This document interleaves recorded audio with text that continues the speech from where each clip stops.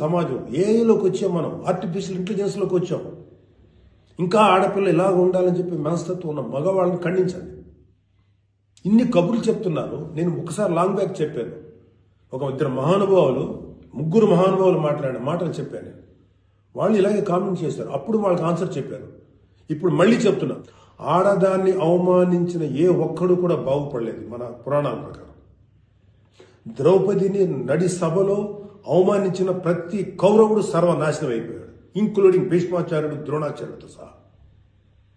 ఇప్పుడు నేను మాట్లాడినాక నాకు 100 కామెంట్లు పెడతారు మీరు, నాకు తెలుసు. అయినా నేను నా వాయిస్ ఓపెన్ చేయకపోతే తప్పు చేసినాను అవుతాను. చాలా మంది ఆడబిడ్డలు వాళ్ళు ఎన్ని బాధలు పడి ఎంత చేసి ఇలా ముందుకు వస్తున్నారు. వాళ్ళకున్న వ్యక్తిగత సమస్యలు ఉంటాయి. ఒక ఆడపిల్లకి సంబంధించినటువంటి ఎన్నో రకాల ఇష్యూస్ ఉంటాయి. అటన్నింటినీ కాదనుకుని సమాజంలో కొంచెం బతుకుతున్నారు. ఐఏఎస్లు అవుతున్నారు, ఐపీఎస్లు అవుతున్నారు, లేకపోతే పెద్ద పెద్ద పొజిషన్స్లో ఉన్నారు,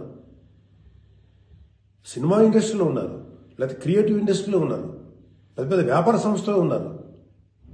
ఆడదాన్ని గౌరవించిన ప్రతి ఒక్కడు గొప్పోడయ్యాడు. గొప్ప గురించి కూడా మాట్లాడు. రెస్పెక్ట్ ఇవ్వండి అయ్యా మా తోటి ఆడపిల్లలకి. మహా అయితే మీరు ఏం చెప్పాలి ఆడపిల్లలకి? అమ్మా, మిమ్మల్ని మీరు ప్రొటెక్ట్ చేసుకునేటువంటి స్థితిలో ఉండండి, మిమ్మల్ని మీరు రక్షించుకోండి, లేదా రక్షణగా మనుషులను తీసుకెళ్ళండి, ఏదో ఒకటి చేయండి. కాకపోతే ఏంటంటే మీకు ఇంత చుట్టుపక్కల ఇంత కరుడు గట్టినటువంటి దుర్మార్గమైన కామాంధులైనటువంటి సమాజంలో కొంతమంది ఉన్నప్పుడు వాళ్ళని మిమ్మల్ని